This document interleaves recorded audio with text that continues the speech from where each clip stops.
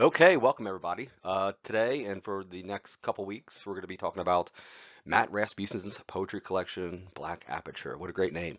A couple of things I wanted to cover. First off, anytime in this lecture, or with this video lecture, if I happen to mention due dates, disregard them. This is a prior lecture. I've updated it with the beginning and the end to craft it towards this specific class, but I've used this in prior classes, this video. So please disregard any due dates that I say, or anything of that nature. Just stick to your course outline for the due dates, right? So Black Aperture, just to name a few things that's going on with it. I love teaching this collection for a number of reasons. I think it's very contemporary in that it was published just a couple years ago. Rasmussen is a fairly young dude, so I think the poetry it's not really hard to understand how he's applying the elements of poetry. I think he does it in a very evocative way, a very precise way. The tone and theme of this is kind of dark, right? He's dealing with and grappling with the idea that his brother died, right? Shot himself, killed himself, right? And so we get some dark themes. We even get it made available with the language. So look out for that, such as the name, Black Aperture, black being dark, right? So look out for language where Matt Rasmussen, the poet, is attempting to imbue dark language into the poetry in order to demonstrate what I'm guessing it's autobiographical, to demonstrate what he or the narrator went through in the family in the vacuous space of his brother being dead through a self-inflicted gunshot wound that we're learn as we read throughout the poetry. I like it because and we're going to talk about this next lecture, he really is able to access postmodern theory. And really what that states, it states a number of things, but it allows, postmodern theory dictates uh, that the author, whatever the author is accessing, it could be visual art, it could be poetry, it could be a novel, it could literally be anything, it could be spoken word poetry, that this author, through the postmodern stroke, is attempting to access information from the past, an artifact from the past, right? So we see that with one of the poems, a few of the poems that we're going to talk about tomorrow, where he's borrowing. You see that within music as well, where they borrow a sample from another song, right? Uh, Makes me think of Jay-Z, It's a Hard Knock Life, which was from Annie, right? The movie Annie, when they sing It's a Hard Knock Life, right? So that postmodern theory says that we can borrow, we have the license to borrow from an artifact from the past, and that we can infuse it into our own art, whatever that might be, in this case poetry, in order to enhance it, to give it meaning, from the past, that the past artifact had. It had its own level of meaning, and we're pulling it to the present to give our work its meaning, as well as you incorporating our own meaning into it. So that'll be an interesting lecture. Please listen to this lecture. You're going to need it. So you can be informed on when we do the open-ended questions on Blackboard. I'll go over those dates at the very end. Please keep up on your course outline and know what's coming next. Email me as always if you have any questions. So here we go. Let's look at Matt Rasmussen's Black Aperture. Whether it's with poetry, the actual collection of poetry, with regard to the title, or whether it's within the actual collection of each title of the poem, one always has to take a close look even, at the title and what is the reasoning behind the title of this collection, Black Aperture. For sure, without any doubt, Rasmussen would have given the name Black Aperture to this collection for a very deliberate reason. We might look at how a greater meaning is derived from the collection title. Within Black Aperture, specifically how light passes through it or anything else. It's a part of a camera, the mechanism of a camera, right? That allows light to come in, its exposure and its ability to render an image uh, must all be considered here with regard to the title Black Aperture. Also, the title is reminiscent of the conflict that exists between light and dark, a concept that might be categorized as binary oppositions, as light will always oppose darkness. Just in accessing the poems I wanted to focus on in these upcoming days, namely the poem Monet as a Verb, the three poems that are interesting within the collection titled After Suicide, and then of course Reverse Suicide, which is we're going to look at tomorrow, and then Trajectory and Chekhov's Gun. Those seven poems, we see language that the poet is intentionally embedding in order to reflect the title of the collections.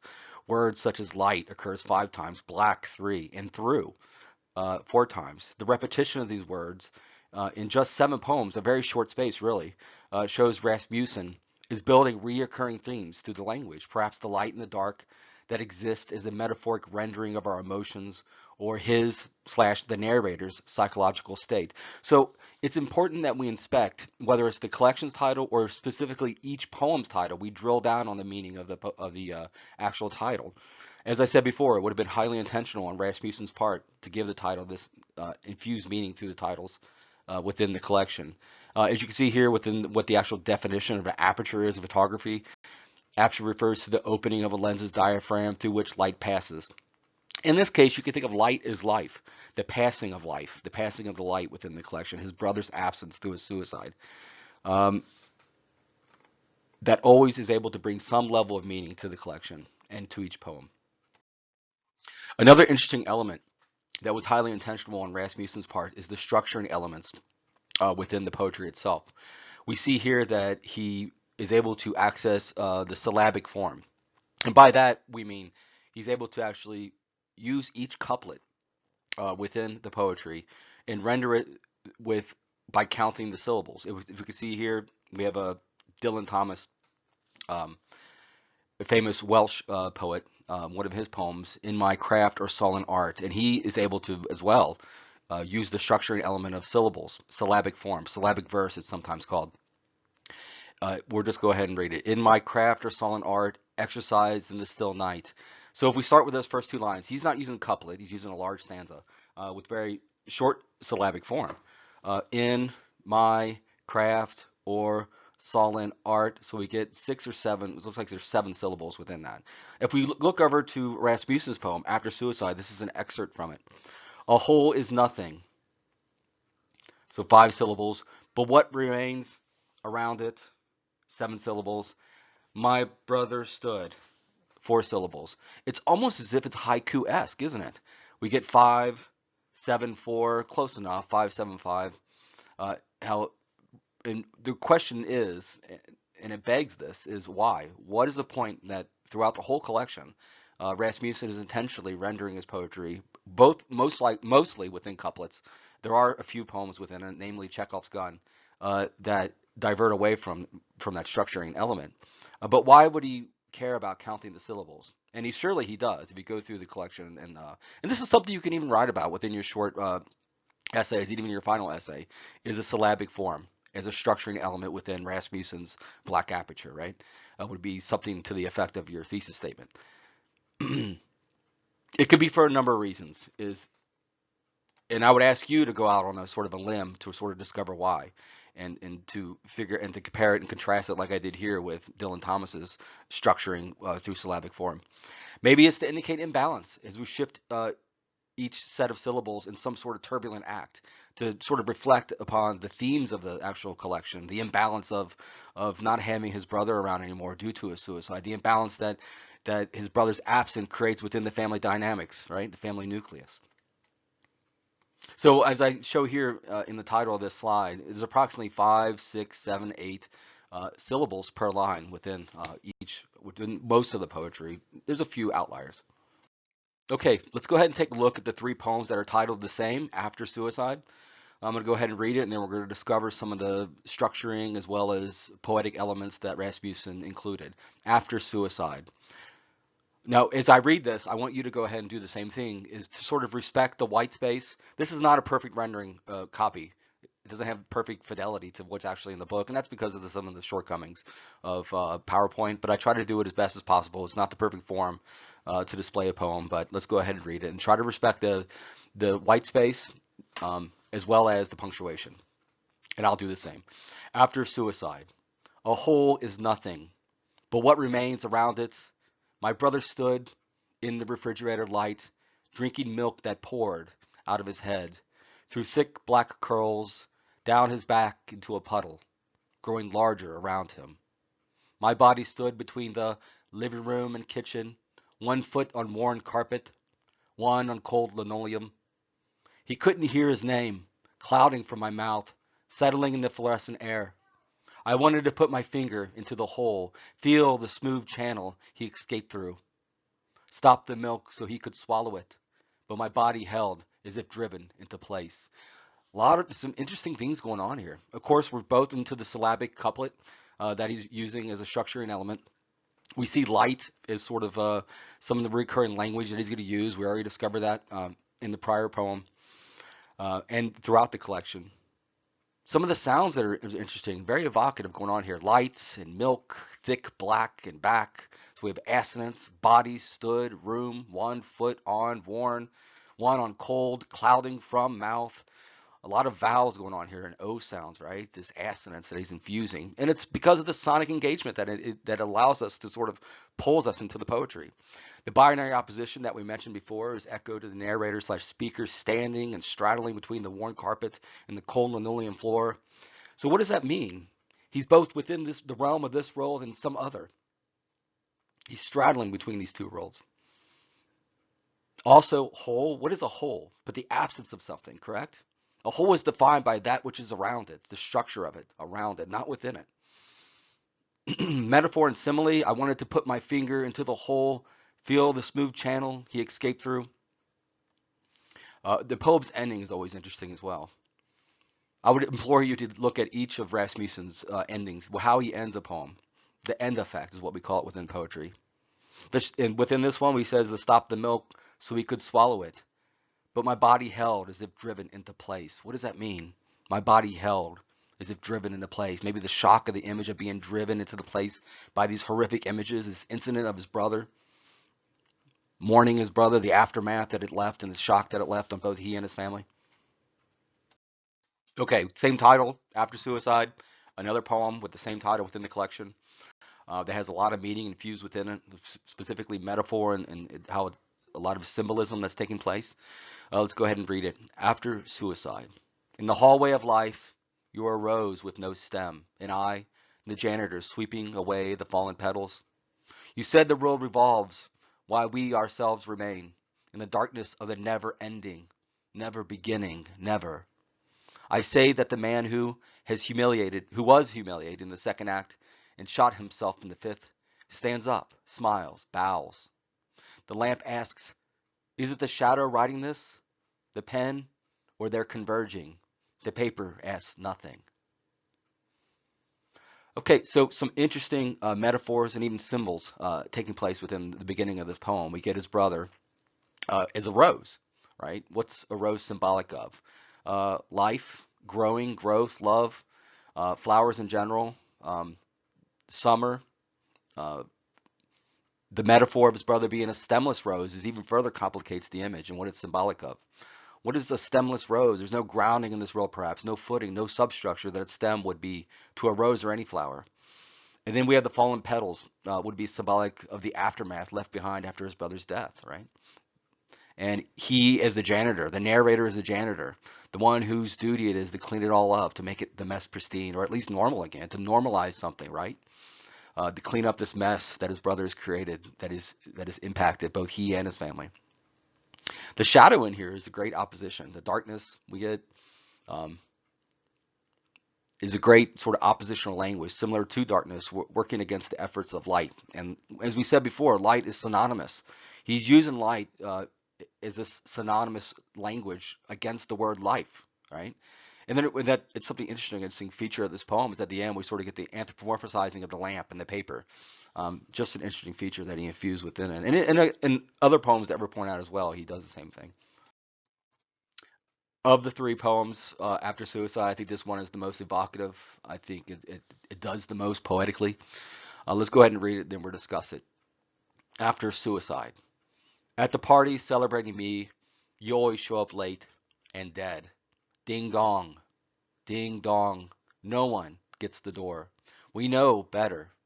You let yourself in, sidle up to people who never knew you, and tell them jokes.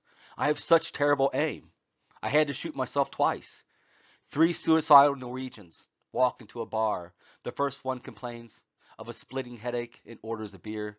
Unable to ignite even a sizzle of laughter, you put a flashlight into your mouth and turn it on. On the wall behind you, a coin of light hovers like the miniature sun a magnifying glass makes. Your head's projector. Your head's a projector showing the movie of your death. We sip our drinks with unease as, luckily, the wall begins to smoke and everyone runs out into the cool lawns to watch the house burn. Relieved, you're still inside. Very interesting and evocative things going on here. Number one, the tension that exists between this individual, almost zombie-like, showing up. The story of this, right? It's almost zombie-like individual, his brother showing up at this party. How bizarre and surreal and macabre all at the same time. So there's great conflict and tension that exists of what's taking place, the actual story of this poem. Brother shows up at this dinner party or cocktail party, whatever it is, some sort of gathering, to celebrate the narrator for whatever reason. We don't have to know the whole story, but we get the images that are being thrown at us in the circumstances of this party and this weirdness, this strangeness and surrealness of him showing up, his brother, after death, showing up after his suicide, the title of it, right? Reflecting back to that. And then we get the end effect again to the last couplet, to watch the house burn, or let's do the last two couplets, to smoke and everyone runs out onto the cool lawns, to watch the house burn, relieved you're still inside. So the end effect, begging the question as to why they're relieved. Why are they relieved? It could be we want this zombie-like thing to go back to wherever it came, to be dead, to let the dead be dead. Either let the dead come alive as they were, as they actually were when they lived, which doesn't happen. Because when you come back, psycho zombie, you're never the same, as we know, as our culture is sort of so fanatical about the the idea of zombieism, right? Or go back to being dead. We're relieved that the house is going to burn and you with it. Some of the we talked, remember about the elements of poetry. We talked about twerking verbs. And I think he does a great job within here. We get sound within this, sound effects within like ding dong, right, of the doorbell. Um, but we also get words like ignite, which I think is a great twerking of the verb, and then that goes along with flashlight. And we get this sort of he teases the idea to us right away that there's going to be a fire towards the end of the poem with the word ignite. The ding dong, I just thought about this. It reminds me of a short story uh, called The Monkey's Paw. And within it, uh, they have a child, a couple has a child that dies, and they want to bring it to life, back to life so much that they go to a talisman, and he gives them this monkey's paw. And they say, within a certain amount of time, your son's going to be come back alive, right? And so one night on the at the end of the time period when they were told that their son would come back alive, they hear a knocking at the door. It's nighttime, right? And the short story ends with them either wanting to open the door but being hesitant towards it, and we don't know. It's a cliffhanger. We never get to see if the parents open the door and what the son's going to be like after being dead for so long, right? So in this sort of same situation, you get the ding dong of the doorbell, but no one gets the door. We know better. You know, they're hesitant perhaps. Uh, so imagery, some interesting imagery going on here. A coin of light hovers like the miniature sun a magnifying glass makes. So we can see that. It's beautiful as well. A beautiful rendering of that moment. Your head's a projector showing the movie of your death. Um, Putting the flashlight in the hole, right, of his head is beautiful. Great way. We can see it. You know, it brings it to life, right? It's concrete. These images are concrete. We can see them. There's not much work we have to do in terms of interpretation that that abstract language would require. The tension that exists within this, the imagery, the language, it all is working with great effect. Okay, class, we've been able to look at various poems within Matt Rasmussen's collection, Black Aperture, and sort of dissect or parse from the poetry how he was able to infuse all the elements of poetry, or at least some of the elements of poetry, right, that we received a lecture on and that we have hopefully saved the Word document listing all the elements of poetry. I think there was like 40 of them. As always, email me if you have any questions, comments, concerns. Please continue to read Black Aperture in order to consider which direction you want your short essay to take. It's important that you read it as well if we just look at the dates of the course outline here. Um, because next week I'm continuing to lecture, sorry, not next week, next class, I'm continuing to lecture on Black Aperture. Then September 22nd, students comment on open-ended question number 1 via Blackboard. Okay, so I'll send you the directions for that, or how to do that. You get an email with a link, or with directions rather, on how to log into Blackboard and react or reply or respond to the open-ended question. Typically, it's just 1 to 2 paragraphs. That's all it needs to be.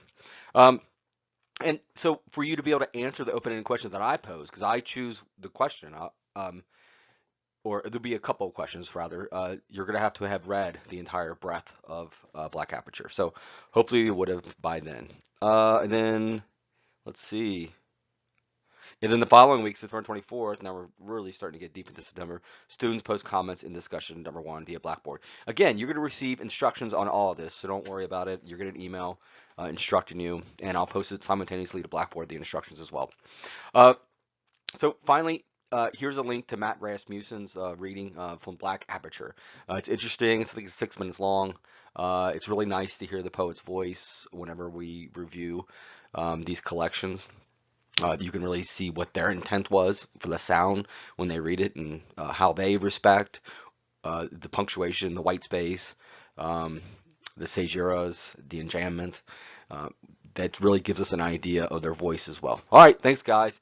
Look out for the lecture for next class that I'll email and simultaneously post to Blackboard.